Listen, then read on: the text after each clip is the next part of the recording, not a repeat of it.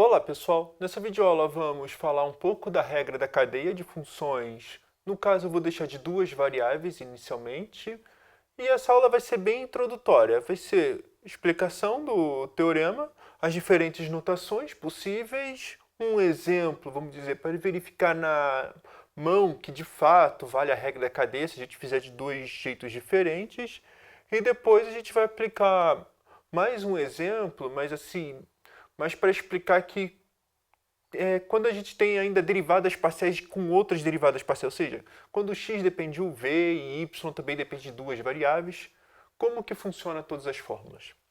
Então, vamos começar a aula. Então, a regra da cadeia, eu tenho uma função de R2 para os reais, na verdade U de R2 para os reais, U sempre aberto, tá? E o conjunto, a função diferenciável, e também eu vou trabalhar com outra função diferenciável, ou seja, gama, uma função desse estilo aqui, ou seja, do intervalo para R2, em que para cada t nós associamos x de t e y de t. E dizer que gama é diferenciável é dizer que x de t e y de t são diferenciáveis, ou seja, existe o x' e o y'. E uma definição, por causa dessa notação, que é o seguinte: gama' de t é igual a x' de t e y' de t. Então a gente deriva coordenada por coordenada. Então, temos isso aqui tudo, de diferenciabilidade. Então, se a gente compor f com gama, a gente espera que também seja diferenciável.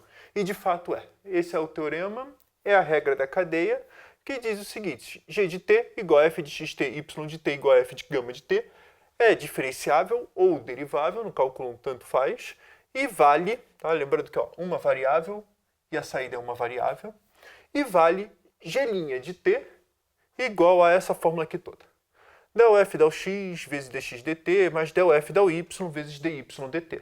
Então, só para vocês terem uma ideia de como que é boa essa fórmula, né, que lembra bastante o caso de diferenciabilidade, de fato é deduzido via diferenciabilidade. E o que acontece é que, olha, del f del x, se a gente juntar esses dois termos, é o que a gente chama de gradiente de f. E o dx dt e o dy dt é o que a gente está chamando de gama' de t. Então, é o x' e y'. Então, o que eu estou dizendo é que essa fórmula aqui toda pode, digamos, ser resumida para essa.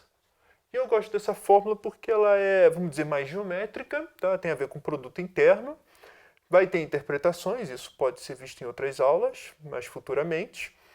E não apenas isso, essa notação ela funciona para qualquer R2, R3, R4, mesmo que eu boto gama com 3 variáveis e o gradiente com gama 3 coordenadas e o gradiente com 3 coordenadas, né, 3 funções, del f, del x, del f, del y, del f, del z, ainda vai valer essa fórmula. E caso eu deseje também por diferencial, então o que acontece é o seguinte: como eu disse, na parte de diferenciabilidade temos essa notação aqui ótima, só que, vamos dizer, del f del x vezes dx, mais del f del y vezes dy. Então, quando a gente está encarando tudo como função de t, vamos dizer, vai ter um abuso de notação aqui, mas isso aqui é perigoso, tá? Mas é bom dizer que a notação pelo menos é boa, mas tem que tomar alguns cuidados. Vale, no fundo, essa fórmula aqui. Tá? df dt igual a del f del x vezes dx dt e etc. Então, o que está acontecendo é o seguinte, é que quando a gente escreve f de xt, f de yt, existe, vamos dizer, um abuso de notação em que a gente chama isso aqui tudo de f de t. Mas é um abuso. Muita gente gosta de usar, já encara isso aqui como df dt, mas vale essa fórmula. Mas vamos dizer, tem que tomar um cuidado porque tem que se acostumar. Tá? Demora um tempo. Se tiver com dificuldade, coloca uma função auxiliar que eu acho que fica mais fácil entender. Tá? Esse abuso aqui de notação é um pouco perigoso. Tá? Muitas vezes a gente se perde nas contas. Mas, bem, temos ela. Então, só para a gente entender um pouco essa fórmula, vamos fazer um exemplo, verificar que de fato vale tudo. Então, pegamos f igual a x mais 2y mais xy.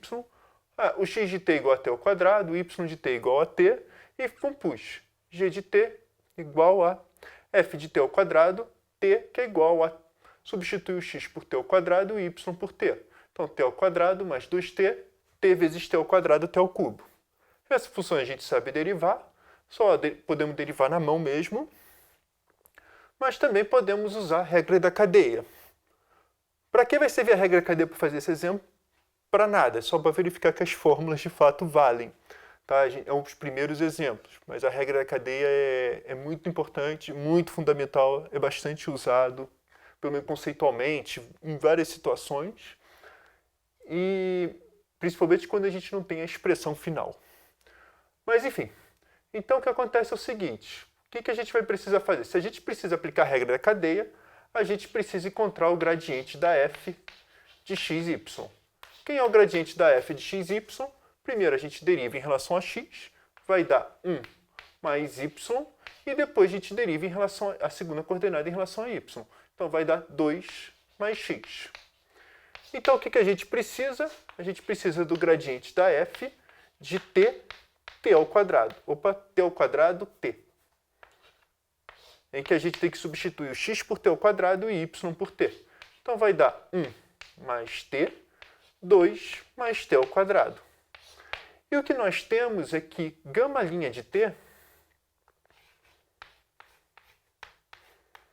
vai ser exatamente x' de t, y' de t, e isso aqui vai ser igual a 2t, tá? O x' de t é igual a 2t e o y' de t é igual a 1.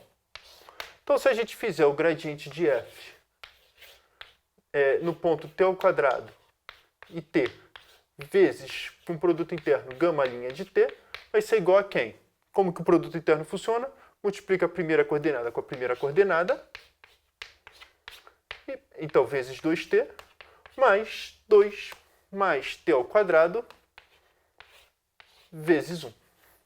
Então, se resolver essa conta aqui, eu vou deixar aqui embaixo, só para vocês verem. Então, g' de t vai ser igual, olha, eu vou pegar, vai ser 2t mais 2t ao quadrado mais 2, tá? Esse vezes esse, mais t ao quadrado. E ver se bateu a fórmula. Então vai ser, olha, 2 mais 2t mais 3t ao quadrado. É a mesma coisa, funciona. Deu mais trabalho, era mais fácil fazer assim, mas é só para explicar. Olha, a fórmula vale. Tem outras situações que vale mais a pena. Bom, uma continuação dela seria o seguinte. Tá bom, então se x depende de t e y depende de t, nós temos uma regra da cadeia. Agora, se x depende de duas variáveis, o que acontece? E o y depende de duas variáveis. Podemos derivar parcialmente? Podemos encarar, por exemplo, g de uv é igual a f. Agora, se o x depende de uv e o y depende de uv, fazendo todas as composições, então eu tenho uma função de uv que vai para isso aqui. Então faz sentido perguntar del g del u e del g del v. Que fórmula nós temos? Bom, eu vou já escrever aqui, mas a ideia é o seguinte. Derivadas parciais, eu espero que já tenha deixado claro nessa playlist, que ela operacionalmente é bem parecida com o cálculo 1. Na verdade é igual, só vai ter uma letra a mais. Por quê? Porque essencialmente, se a gente fizer del g del u, o v está fixo. Então é como se eu tivesse trocado u por t e ter que derivar tudo aqui. Então, o que eu espero que fique claro para vocês é que del g del u, na verdade, nada mais é, aplicando a regra da cadeia, del f del x, só que aqui teria um dx. Só que aqui tem um abuso de notação, não é dx. Tá? Como que o x depende de duas variáveis, agora tem que trabalhar com derivada parcial. O d é para cálculo 1, ou seja, isso aqui faria sentido se o x depende apenas de u. Mas como não depende apenas de u, depende de u e de v, então a gente não usa o d, a gente reserva o d para uma variável, para dizer que a derivada é total. Então a gente aplica del x del u. E a mesma ideia, del f del y vezes del y del u. E novamente, caso também só para terminar a aula, del g del v é a mesma forma. Del f del x vezes del x del v mais del f del y vezes del y del v. Então, basicamente é isso. É uma nova fórmula em que a gente vai ter que derivar, vamos dizer, um monte de vezes. E é isso que eu gostaria de falar com vocês.